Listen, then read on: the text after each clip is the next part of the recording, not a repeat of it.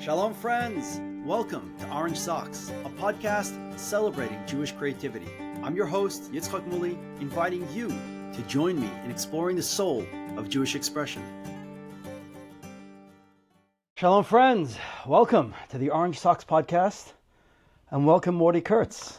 How about that? Yeah, I'm here. You're here. You're here. I'm just happy I get to spend some time with you. Oh, this is wonderful. So, we're in Hillside, New Jersey, and Mordy and I are both members of the Hillside community until... Oh, about another week. Another week. Yeah. So, I've been meaning, Mordy's on my short list. I'm going to interview him. And now you're leaving. Now it's like, as artists, the creatives, if there's no deadline, forget about it. It's not going to happen. Right. So procrastinate till the last 10%. Procrastinate till the last week. So, Mordy Kurtz is the well. You tell me. You tell me your creative background. You're a member of a band, right? Member of a band, yeah. Baruch Hashem. So what's that band? Rogers Park Band. Rogers Park Band. But we're not going to start there. Let's start at the beginning. Start in the beginning. Wow. How far back are we going? It's a long night. No. Yeah, your creativity, Judaism and creativity. Do you always want to be in a band? No intention ever of being in a band or doing anything creative in the public eye. Okay. So much. My mom always told me I would sing a lot. When I was younger, I have memories of that. Right. Singing in shul, doing early Psuki de Zimra at a younger age. But I actually was really into art. I would draw a lot. I have tons of drawings. I still do it. Got my iPad. I do digital drawing. That I wanted to be a sofer. Okay. Yeah, I had big aspirations and dream for that. Comic books or just painting or whatever. So that's where it started. You're saying that's where it started. Okay. Going back to the beginning. Yeah, my earliest form of creativity was with a pencil. You're creatively curious. Yeah, no strings or percussion yet. It was just pencil. Okay. Pencil and paper. Yeah. Started there, and then when it went digital, I remember I would do something called Novi Animator, which was like Palm Pilot. Oh, back gosh, in the day. You're really aging yourself. Yeah. Well, I was young then. I was still in 5th and 6th grade. I would just spend hours just pixel by pixel animating, actually. First, I was animating. Just recreating little things for school or for friends and just myself.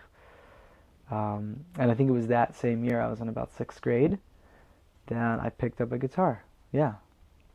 I had lessons. I had guitar lessons from a Chassidish guy, Rabbi Warch from Chicago. He was my Rebbe also, and he taught me a few chords. I don't know how into it I was. I think I started and picked it up and dropped it, that kind of thing.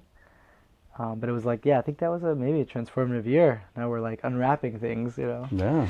Maybe it was. But that's where it started. I think it started with that, and guitar was the next step after that. And since 6th grade, you've been picking up a guitar? Pretty much. So that was, 6th grade, and then it was kind of up and down. Teach yourself a few of the basic chords. Then I do remember when I went to yeshiva. So my mom had guitars. My family, my mom was pretty musical. What's your family background? What kind of Judaic background? So I'm named after my grandfather, who was Mordechai Meir, Max Roseman. Okay. So that was who I was named after. And I just remember my mother, we used to go to the shul that he was part of the choir in. Okay. When I was younger. So that was so what kind of it was the synagogue or it was traditional. Okay. The most people were Orthodox. This is Skokie, Illinois, in the 90s. With a choir. I mean, that's right. That's so not most people common. were Orthodox, but I think that community kind of shifted to more conservadox. Okay. So I just remember growing up, we would go there because my grandparents were there. But there were two things that we didn't that were different there. One, there was no mechitza. Okay. Even though men sat on one side, women on the other, except some family seating in the back. And then I think Rabbi Montrose, I don't think he used the microphone, but certain people would use a microphone at certain points. And then it's hilarious, but his wife, Rebbitzin Montrose, would run the Orthodox minyan downstairs. Interesting. for who wanted the mechitza. So it's a funny aside. I don't know too much about the history of that, but it was a very comfortable place, and it was like, you know. So your grandfather being in the choir, did that? So that was, yeah. So that kind of got into you? I never met him. I just remember that was like, you know, where okay. it started. Like, Okay. 'cause I'm named after him. Okay. So he passed like 6 months before I was born. So that was like one element.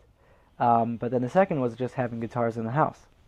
My mother had two beautiful Yamahas from the 70s, and these are not like, they're the starter guitars from the 70s. So they just make instruments Quality different. guitars Yeah, back then. it's like when you get a starter guitar now for $150, it's just a world of a difference. So she was musical. She went to Ida Crown in Chicago, the high school there, and she started or she was a part of a band there. A bunch of girls together. They were called the Kochavim, and they would play just music, traditional music, Israeli music, or whatever it was. So those were her guitars that were just like in the house. I don't even know how I picked it up one day, or maybe she offered it. If it's in the house, that's, you know, it's there. It's in the house, so that's how it started. And she then, encouraged you. Yeah, she's very musical. We always would sing, you know, every Right. Friday night. We were always singing whatever was there to sing. Always listening to just tapes, like actual tapes. Yeah. Yep. Growing up on like country, Elsie Kivi and Tukey, and then like Shalsheles and Daddy, Avram Fried, you know, the classics of the 90s. So it was just music was there, and I think it really picked up when it was like at a certain point where it's like, you know, when I used to give lessons even with you guys, it was like when they hit a certain age, then they can start deciding if this is what they want. So like when I was when I was in 6th grade, it was like you just pick it up, you do. try it. It's a family thing. Yeah, which was fun. And then when I went to yeshiva, I took that guitar with me. I don't remember what inspired it. I think I was like, I'm going to learn this year, maybe. I bought like a guitar book. But Rabbi Palters in Monsey Yeshiva, he was really encouraging. He's like, yeah, get something. Everyone like have a guitar, whatever you want. It's like you need an outlet. That was his thing. Yes.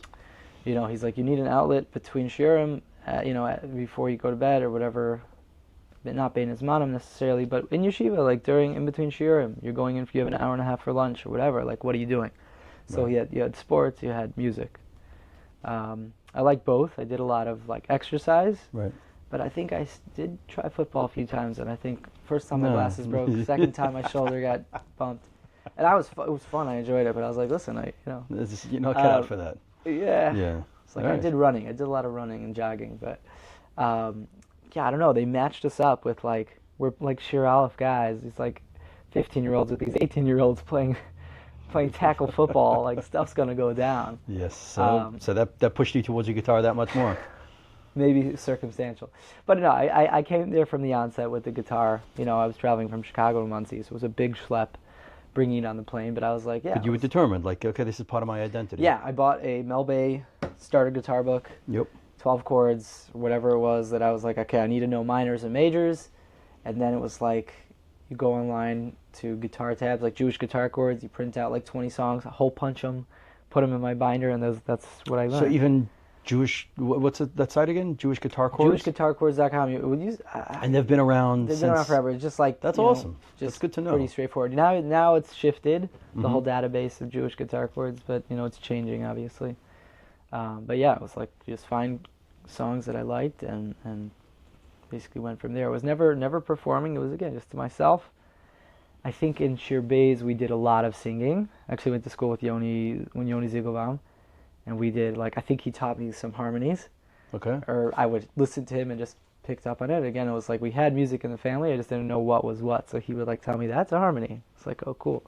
We did a lot of kumsitzes after Night Seder, just in our dorm room, just guys singing, playing guitar. Yeah, it's a good time that's open-ended. It's open-ended, and yeah, there is downtime in yeshiva, and you can either get into trouble, yeah, or you could. I tried that also. I guess it wasn't for me. That also wasn't for you. Sports a little bit, but yeah, being creative instead of. I mean, today, unfortunately, with all the devices that even make their way into yeshiva potentially. Thank God they didn't have that. I probably would not know how to play guitar if there were smartphones allowed back then. Yeah, for real. So there's all this downtime. You're all together. Picking up an instrument, sharing with others. The communal instrument, the communal musical experience is. And now that I'm saying it, that's why we're having these conversations. It's yeshiva had a big part of it. Then there was We would do like Purim. I think I played for the yeshiva, or sang or played with like a few other bachrim. There's a lot of talented guys that would play music. Then Shir Gimel, like my dorm counselor taught me bass. I played a little bass guitar, and I just took that through yeshiva. I played almost every year wherever I was playing music. So was that, say, your first time on stage, so to speak? This first time playing Playing frontal? in front of people was, it was probably definitely in yeshiva environment. I'm trying to remember where and how. Right. I think my first that's time wonderful. was in Muncie for Simchas Adar, or it was Right. actually Adar Purim dancing. night, Adar dancing or Purim. Right. Yeah, I played in Morristown, and then I actually played bass for Yellow Red Sky, which was like this Jewish rock band. Right. Yeah, you remember them? Yes. Shabach. So Well, I was the like thing a is, bass like, player for a little bit there. That was before I did what I did. Right. Yeah. So there isn't a lot of creativity in a structured way in the yeshiva system. No. Even in elementary school, there's very little room for it, or high school, or whatever you want to call it. But yeshiva, there is that empty space, or because you're dorming, because there's no home time. I think that first of all, things have changed, I'm sure. Like, I don't have kids in the system now. Right. So you would have that, you'd have a clear idea. But yeah, when like growing up, there was never like, oh, I want to take a music class. That didn't exist. Yeah. There's no like structure. There's no like, if we did lessons, it's all private. Right. So your mother's encouragement from early on just gave you the possibility that this is something that you could do. I and there's also like piano in the home. She would play piano a lot. Right. So definitely, I think just yeshiva, a lot of encouragement, and from her, I just even guys in yeshiva, and just you get used to it. And then it's like there was music everywhere in yeshiva. Like there's art everywhere. You find it. It was the same. There's music everywhere, and we just connected and found it to whomever and whatever. Nice. So how'd that lead you? Is there straight lines between that and Rogers Park? There it connects. I'm sure I'll find it. We're going back. Okay, let's try to track back. When did we start? So, I think, well, what to you is, what drew you to music? What is? It's gonna sound funny, but I like the way it sounds. That's really like, like drawing again. I was always drawing like the side of my Gemaras, just full of drawings or whatever. Sure. Mostly notes, but also drawings. I think having the availability and the encouragement, is what made me just like interested enough, and then it sounded good. I was like, hey, I could do this. I played a few chords. I was like, I just had a song. My first song was Eliyahu Hanavi by the Moshav Band. Right. And then I think my second one was like Net Net Nikavo. Right. I was like, hey, I can play two great songs, and I like the way it sounds. Right. So. And you got feedback from whoever was around you. A bunch of 15, 16-year-olds, Your peers. I wasn't from your peers. But I think like it's good to differentiate. Like I don't remember much peer pressure around like playing. Like you're saying, like instead of doing something else, playing, doing music, choosing that. And then like my first thing was like, why did I play? Because I liked it. It sounded good to me. I was like, this song that I just played sounded good. I enjoyed playing it. Like whatever it did to my brain, and unlocked whatever it unlocked when I actually played the music.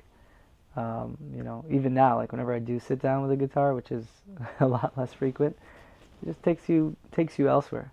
Right. Right. So I enjoyed it. So it was like, it was even before the creativity hit. It's like I only started writing probably like 3 years after I got serious about music. Okay. And it was like that in itself, I loved that. The creative element of writing was like a whole nother ballgame. But for those few years, it was just like I really liked what music sounded like. Was it just the simplicity of it? It made you feel good. It was enjoyable. It was available. It was encouraged. Why not? Right. And it played a certain function. I mean, you're saying Adar dancing, the Purim dancing, the menorah lightings. There's certain built-in times where we need music. We need someone. We need a one-man band, or we can even improve it with your music, with the guitar, with a few other elements. Yeah, definitely. So songwriting, right? Is that your next? if we're making linear, So this is good. Yeah, I like this. Right, we're connecting it. So I think the next step was songwriting. How that started? Everything's in a dorm room. All these memories, it was just in a dorm room. I think it was in Baltimore.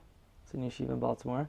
By that time, I was actually, so Yosef Payson, who I play music with, I think we spent a summer together in Chicago. Okay. We were both lifeguards and swim instructors at the JCC right next to us. In Chicago, it's like a from camp and everything. So we spent the summer doing that. I think I actually taught him guitar that summer, or like encouraged him. He bought his first guitar, and we just started messing around, just doing mostly covers of songs we enjoyed.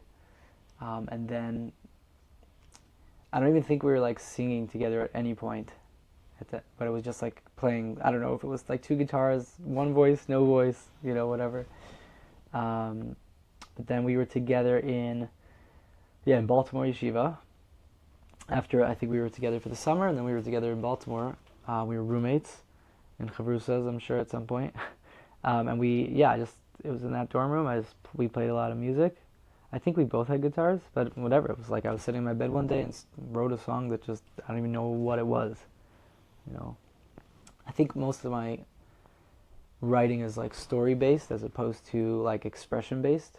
It's like, I always find there's different ways to express something, through a metaphor, through a story, or you just get like very first person. Right. So everything, I think most of my writing is through the eyes of another person or through a story of form.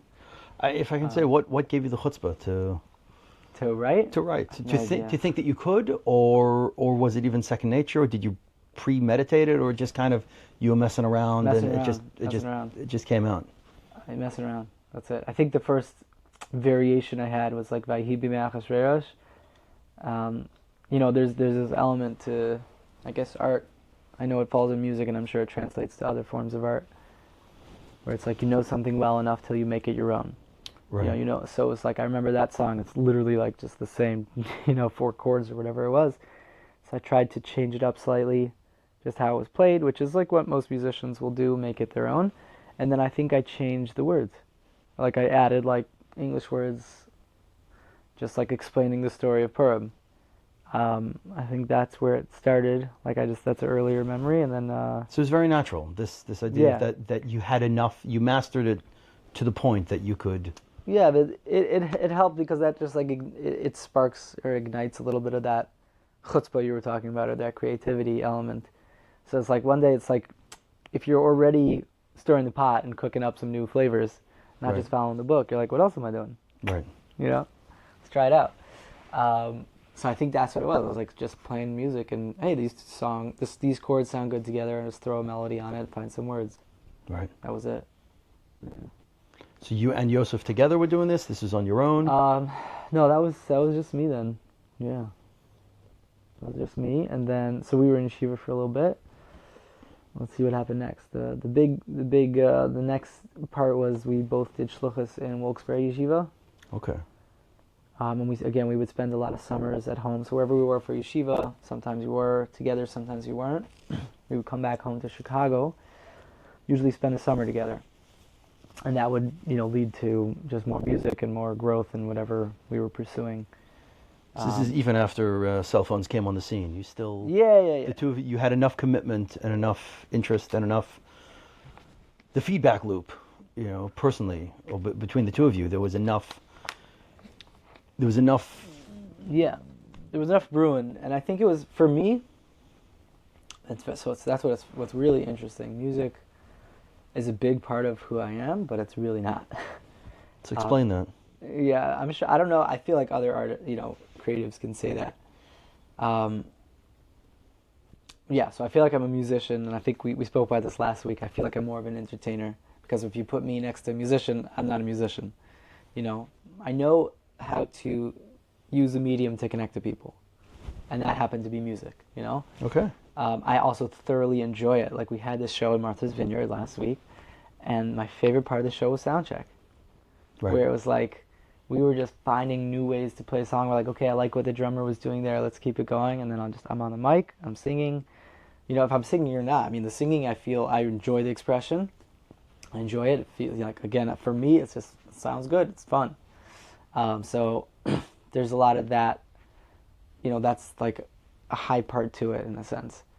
So I'm enjoying it, but I'm also like, I'm not that developed as a musician, or I'd like to be more developed. So where I say like the music is like, it's just like, it was just like a thing we did. It wasn't like, I don't think I've ever sat down and be like you're saying, I want to be a musician, I want to be a performer, I want to have a band. Right. Yosef, on the other hand, Right. I wish he was here. He would tell you he has a background. His parents are Russian, and he just grew up like, you're the best at what you do kind of thing. You're an engineer, you're the president of the United States, whatever. Just like do it full force. So he had more of he's more goal driven, type A personality, right. And I'm more like woohoo, like whatever comes. Well, more artsy. Yeah, I guess. Arts. Right. That's which is not a bad thing. Which is still our balance, which is great. So I think it was just, for me, again, it's just about people, just hanging out, connecting to people. So, it actually started, it was not just me and Yosef, it was a group of friends, Dov Gurewitz, incredible drummer, and plays multiple instruments, guitar as well.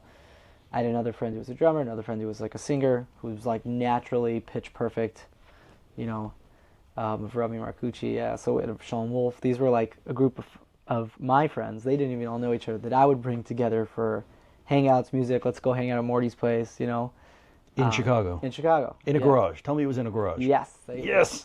So we had two. I think we had two designated garages.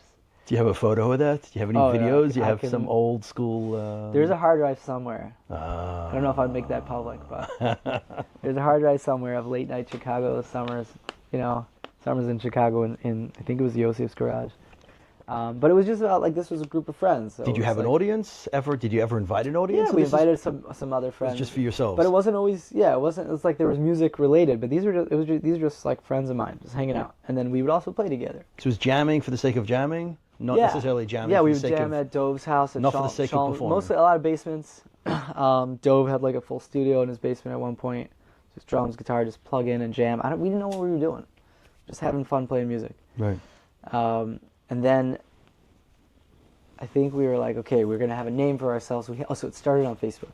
So the internet helped a lot. Okay. We had a group of musicians in Chicago, like guys that I knew or didn't know or whatever.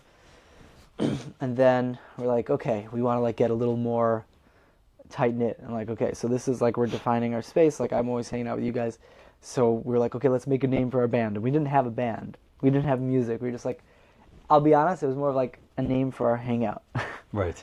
We passed by, we were driving, we would, like to spend time by the water in Chicago by the lake. We were driving by under the train station, like the bridge. There was a massive mural. So Chicago and a lot of these like old decrepit train stations, they have just murals, and it just said Rogers Park. I was like, I like the way that looks. So we all got out and took a picture there, and that was the name of our band. That was it. Yeah. So Rogers Park is a neighborhood in Chicago. It's a neighborhood, yeah. We grew up in West Rogers Park. Then there's Rogers Park, which is essentially East Rogers Park. Okay, so it wasn't just a sign you saw. This was your neighborhood. It was 10 minutes from my house. Yeah. Okay, yeah. We would drive by there all the time. They also had a lot of music there, like open mics. I think we did an open mic there in one of these like coffee houses once. So giving your band a name, did that concretize right, it? Did so that this is make crazy. it more official? So we made an official Facebook group. We put this picture of Rogers Park Band. We said, we're band. It was me, Yosef Pazin, and Rami Marcucci. That was the picture. Because the other guys weren't there that day. Nothing, It just happened to be. I think one of us were holding a guitar, another a tambourine, I was like, perfect. Yeah, it was, that photo I will find. That was a great photo. I remember that photo. And then we would like post stuff here and there, maybe a recording here or two, or like picture of us playing guitar. Like videos were still becoming a thing then online, but it was like we posted pictures. About 6 months into it, which again, it's just us hanging out. We had this page, so we're active on it. Someone's like, do you guys have any actual music? Literally, another Jewish artist, actually, a friend of ours from Montreal. He's like, is there any music on this page? Like, do you guys have actual music? I was like, that's a good point. We should probably do that now. So that was an encouraging statement, or that was a... I didn't take it offensively, okay, so that's good. It was just like... Yeah, I didn't take it offensively, because we like kind of wanted this like quasi feeling, and that pushed us, and we made a song. Okay. So we wrote a song. I don't know how I wrote that song. Yeah, that was on my couch in Chicago.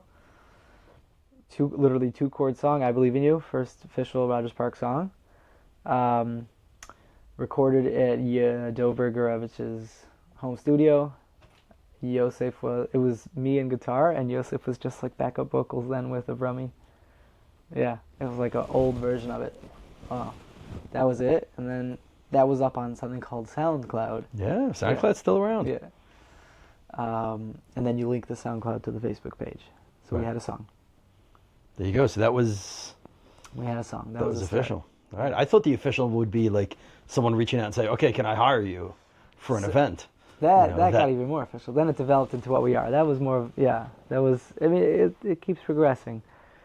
So then Yosef and I continued, we were like Chabrusos in Yeshiva, and we were at the Wilkes-Barre Yeshiva for a year as Shluchim.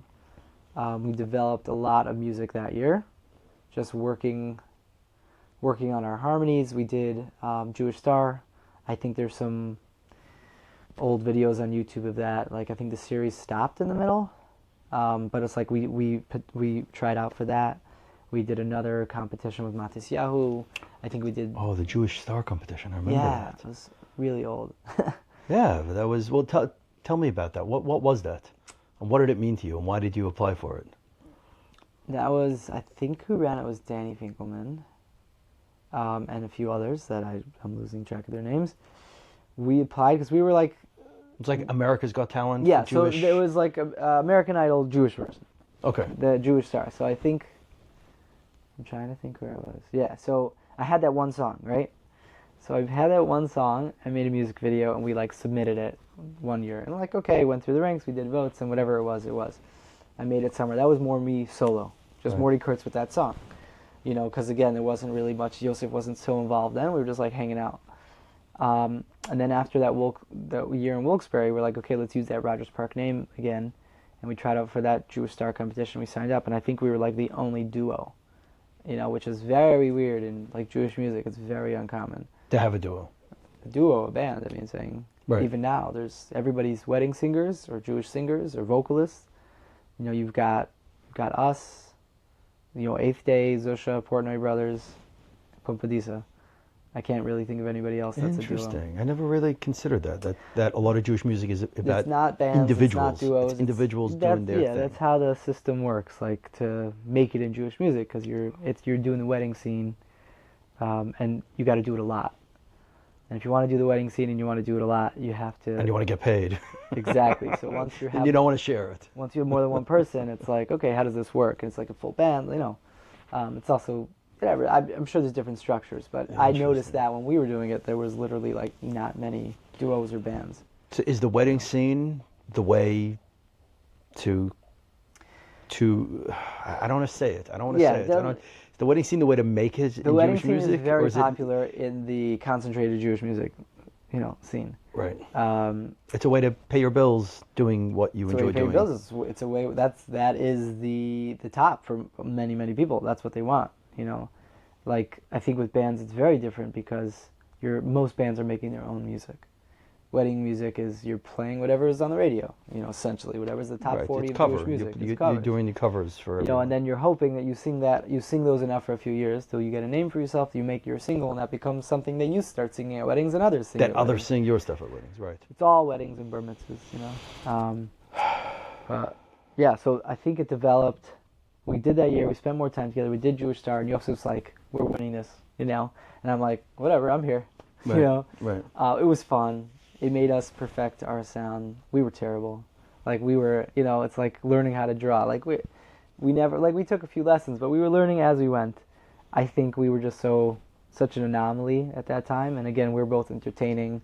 We were a lot of fun on stage. We also had harmonies. We had some good harmonies. We had some good stuff, you know. Obviously, like looking back at your old work, it's like that's terrible, you know.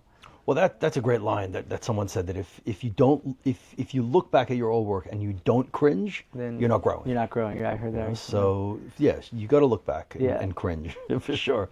But it's getting up on stage, getting up on a big stage, however big it was. That's I was nervous. We were nervous. It was cool. They also they made a set. You got to learn stagecraft. You got to learn. There's so much. 3 cameras. You know, there was like one of those the crane cameras, like moving back and forth. It was fun.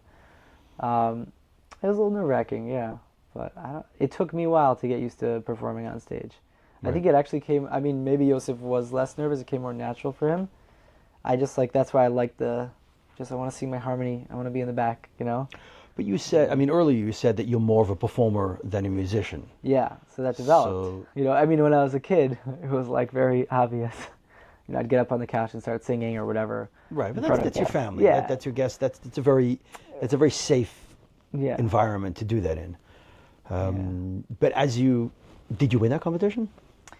So I know we got really, really far, and then the competition stopped. Like the whole thing. They didn't finish the last few seasons.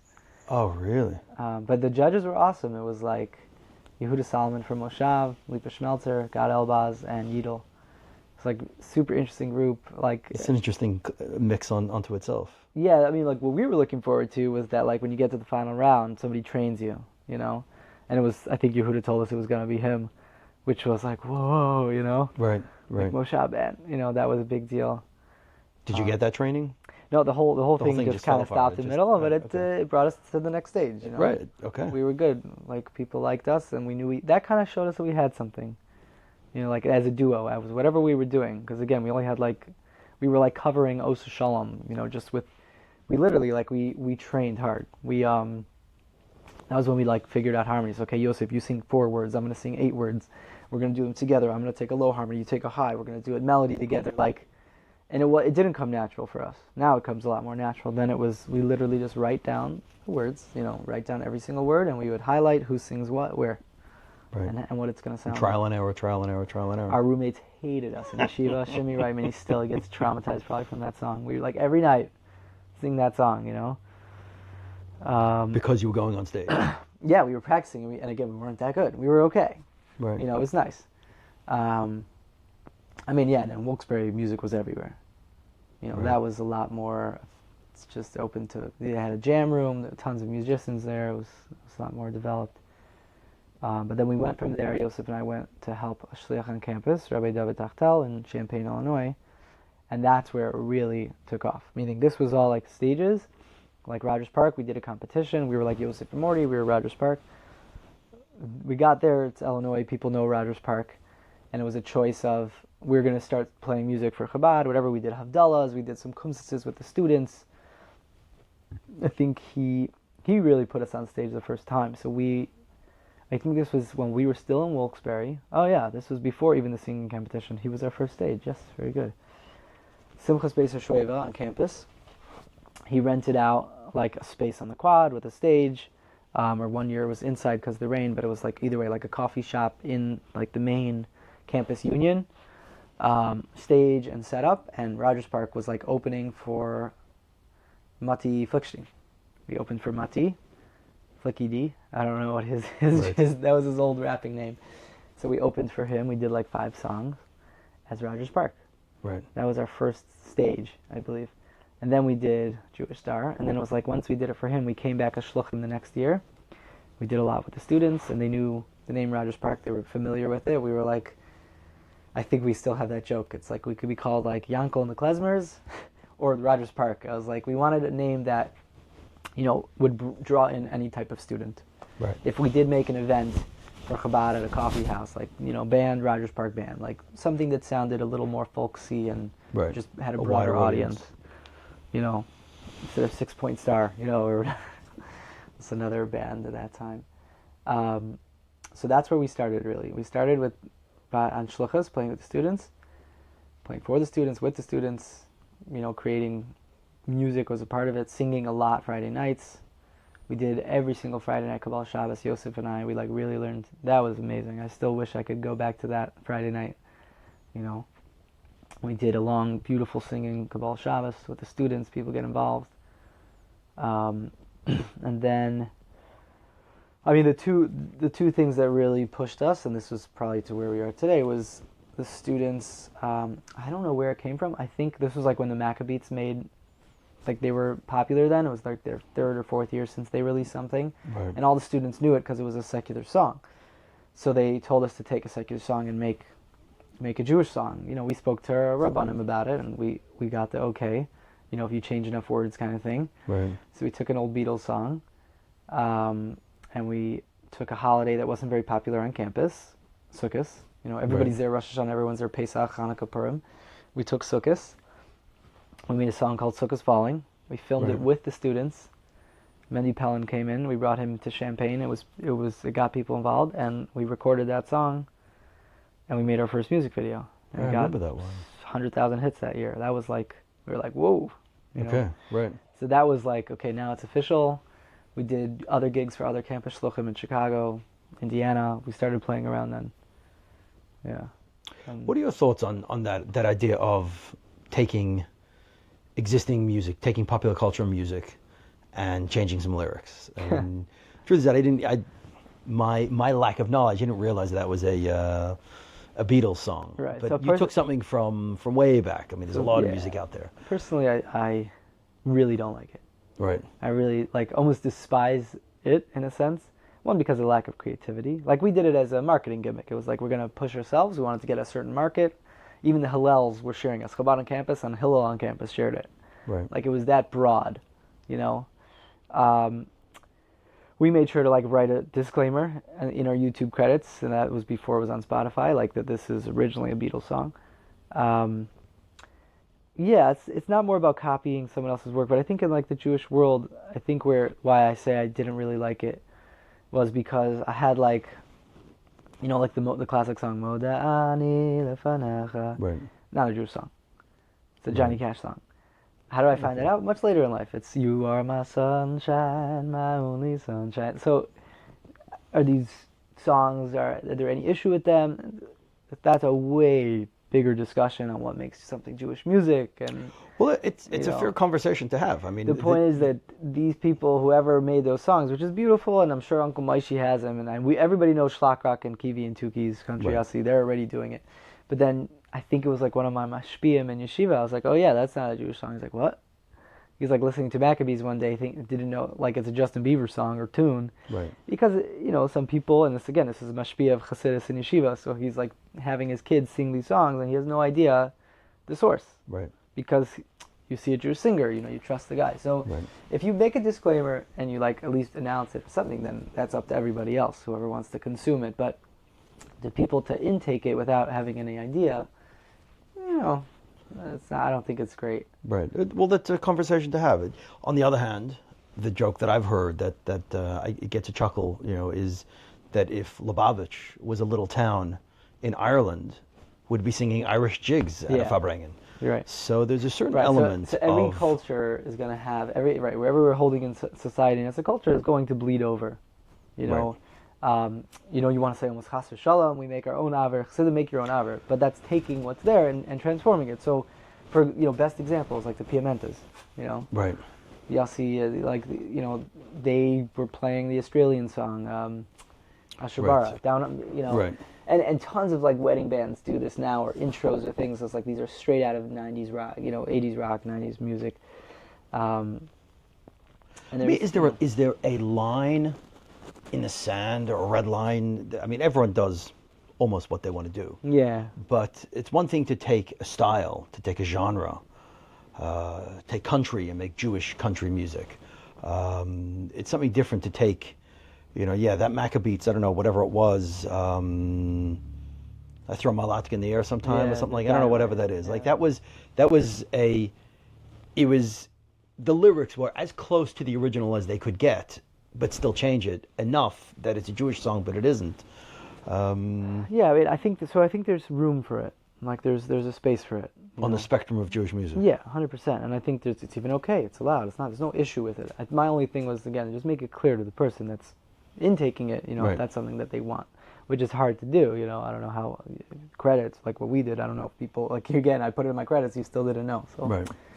But from a creative side, take the Judaic, the halachic Judaic side out of it, and I don't know, probably I don't know enough about music, but there's the singer-songwriters, where you're writing your own music, you're starting your own lyrics and your own tune, and that's maybe one extreme, and then there's playing covers and doing a really good job of playing covers and kind of making it your own, as you said, but still very much playing the covers, and then there's just or does it fit in between of taking another song and just tweaking a few lyrics, and then which one is more pure as a creative form? Which one's more creative? I don't know.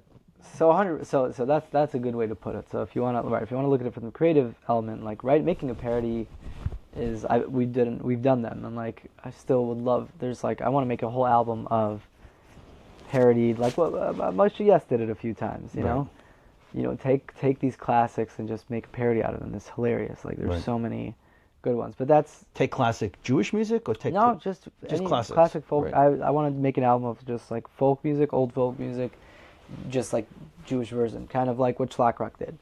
But, I mean, you have Weird Al Yankovic, Yeah. you know, but he's making a statement about society, Right. in his tweaks. He's very. Yeah, I can't think of what his music are, but I know he's like, of all the people that do parodies, he's like really, he's more out there. Or parodies could just be parodies, you know, like is it Alan Lieberman? Is it laziness or is it creativity? No, it's creativity. It's the comedic side. Right. I don't know how that would translate into. I know in music, like when we're performing, we have a huge, like when we did that first show in Champaign, I think Yosef's guitar like went off tune in the middle of the show, which leaves him just tuning his guitar in front of an audience of whatever 100 students, and I'm left there. I don't know what to do. Start saying jokes. Right. It's like in between sets, like say jokes. We literally just did jokes with each other, like dad jokes back then, like just to fill the space in between songs before we found what we would do.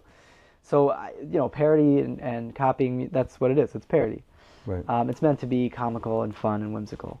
As far as talent, that's like comedians. You know, there's a space for that. That's a major talent. You know, it's writing. It's a form of creativity. Right.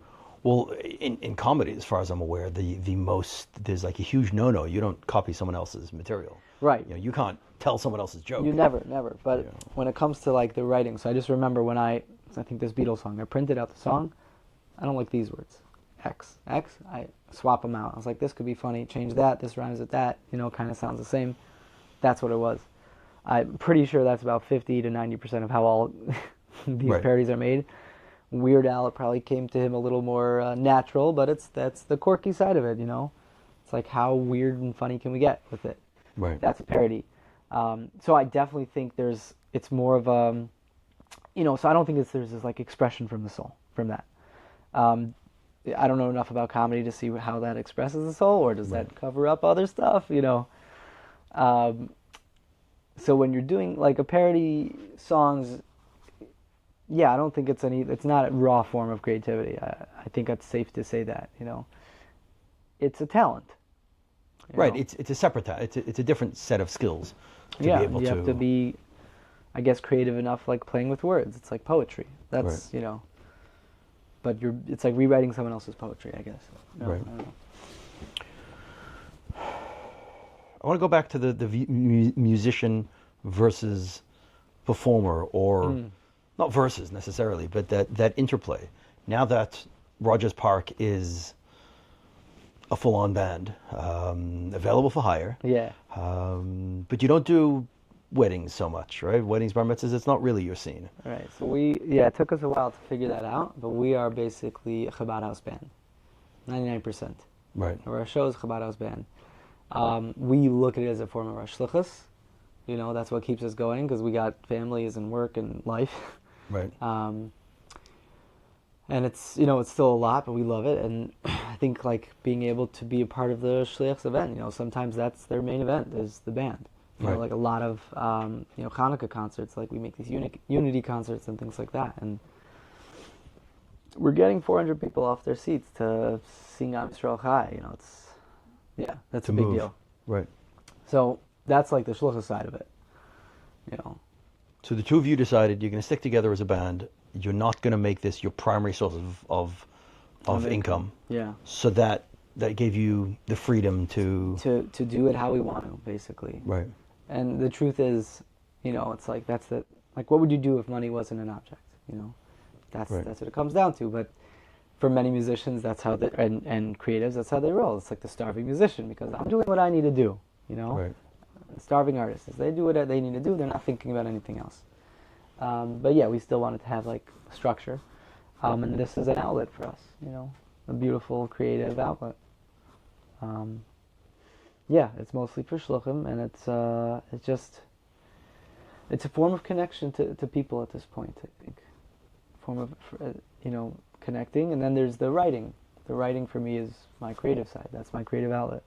So there's I look at it as two elements. There's performing, and we always talk about it. We write music, we have songs we might never ever sing at shows because we're playing to these Chabad house crowds. What do they need? They're not going to know our music. If it's extremely inspirational here and there, we'll play it. Otherwise, we're playing stuff that they would know. They're playing stuff that they would know, which means traditional Am Yisrael Chai, Odiva Shalom Aleinu, that kind of stuff. Right. And then, back to that conversation about playing other people's music, it's many times the shliach's okay, 50% of the crowd's not Jewish, so we'll play old folk songs, and we'll add, we'll change up the words. We have a band Mashpia that we spoke to, and you figure out a way to do it so it's still kosher v'yasher in a sense. Right. And you play parodies of songs that they would know. But then you're writing for yourself. Yeah. You separately. You're going to keep on writing. That's not going to. Whether or not it has an outlet. Yeah. So that's right. So I would. Yeah. If I'm in a basement, if I'm in a cave alone for the rest of my life, I'm going to be making music. Right. Yeah. Which is for me, it's just I just love it. In the hopes of one day playing it? No, it's an end in itself. Playing it for yourself. I try not. Yeah, I try not to actually, because then it might influence the song too much. Many times we're okay, we want to write a song that everyone's going to want to listen to, and we write it. And we structure the song a certain way. I think Matas said this also. When he puts out an album, he's got the two songs that everybody buys the album for or knows. Right. And then he has the songs that he likes. Right. The 80% of the rest of the album, which is what he connects to. Right. Right. Well, I've heard it said by, I don't know, some filmmaker that I don't remember who it is, but, he's an indie filmmaker and he also does blockbusters. And he's one for them, one for me. Yeah, one for them, one for me. Exactly. So your name gets recognized enough. Yeah, media and art, it's got to be able to be distributed amongst such a wide variety of people, and they're all going to like it. It's it's got to have a very, excuse me to say it, but bland taste almost. Okay. Everybody likes, you say kids very simple. Everybody likes something simple. Once it's unique taste, right. I don't know if everybody likes folk music. Well, there's a formula, genre, right? There's a formula to a pop song. Yeah, basically. Otherwise, it's an acquired taste. That's people that like certain style music or metal. That's a real acquired taste. And a certain genre of of a person would basically like that. But your performance side, if it's a Chabad house band, it's about connecting to people. It's about making yourself accessible to people. Music's got to be pretty good too, Right. But that's just a form of connecting. And we hardly play for frum crowds, and when we do, we're how do we do this again? Or when we play for crowds that are coming for Rogers Park, we played once in Crown Heights, and we got full room of people. It was in I think one of the wine stores. And we actually did Creative Soul back in the day. Yes. So we had people come out for that, and it was it's a very different show. We're sitting, we're playing our own music, we're talking about our music, It's almost a totally different side of what we do. Yeah. No, it's good to have. It's good to have all these different... It keeps us on our toes, that's for sure. Yeah, creativity is not limited in any form, and I know my work. I'm not limited by any one medium. It's about ideas. So right. In true. Music, it can be. I think about that actually all the time. How you kind of you started in a very specific form of art, and then it was it started developing further and further, and now you're sculptures. What, Yeah. You tell someone you're an artist. What do you do? I make sculptures. I mean, that's not just what you do. It's you don't really think about that. No, it's the hardest question for me to answer, and people don't want all my angst. They just want to what do you do? Just tell me what you do. So I do everything, Jewish art, whatever. And so I have the. So once upon a time, I was dubbed the pop art rabbi. Right. And I just stick with it, not because what I do is pop art necessarily, but it's accessible. It's you say pop art rabbi. Oh. And if they actually are interested, then we can get into conversation about what I do and the. But otherwise, that works. You're an artist. I'm an artist. You don't need to say much more. Yes. So this is going to be the cover of one of your songs, right? Yeah. Tumbalalaika. Tumbalalaika. I was. I think the first time I saw it, it was a blue and red.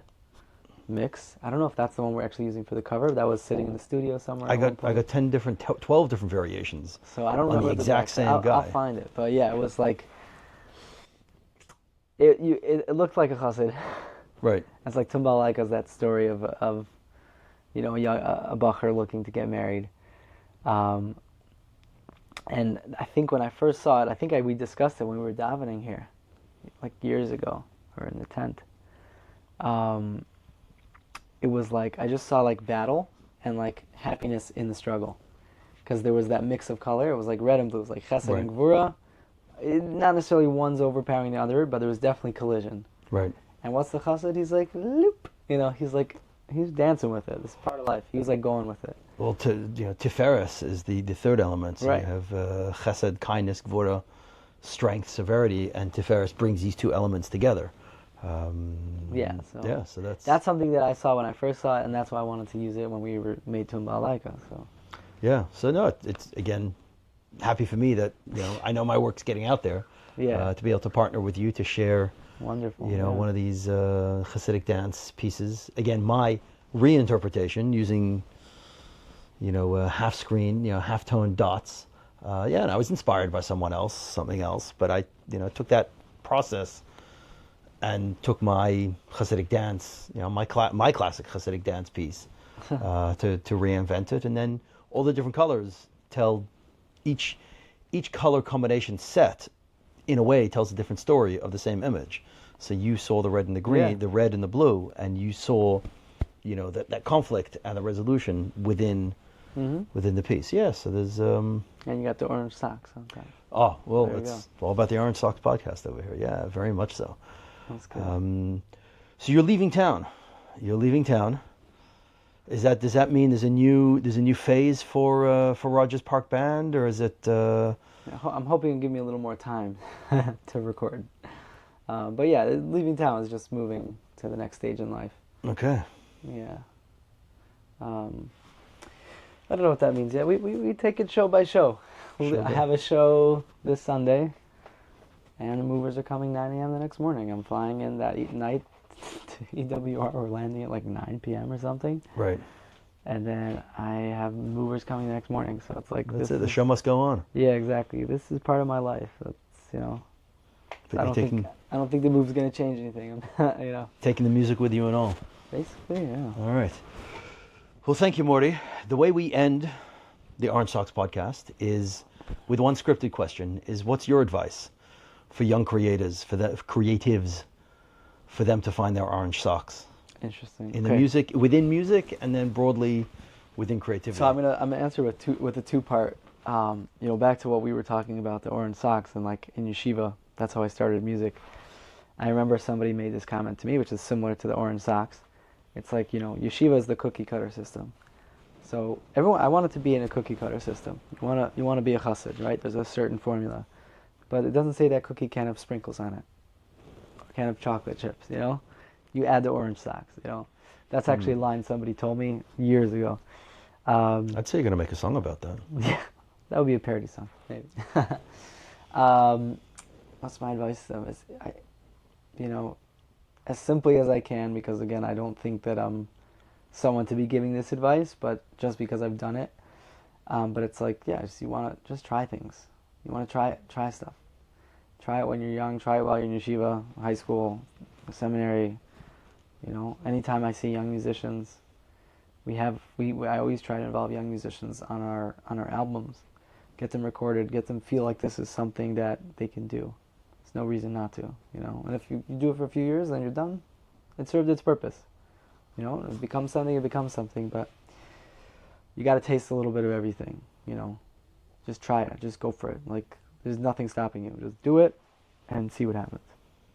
Yeah, 100%. And that was your advice, is your advice to my son. Yeah. My 18-year-old son, Baruch Shalom, who did take his guitar with him to yeshiva. Oh, nice. Okay. And amongst all the other things that he's doing, is he's doing it. But I remember you said to me, like, yeah, he could do this. He could play, Chabad house bands. Like he could be. There's a need for it. There's a demand for it, and there's 8 days of Hanukkah everywhere, and you can only be in 8 places, at most. 100%. To just get out there and do. Just do.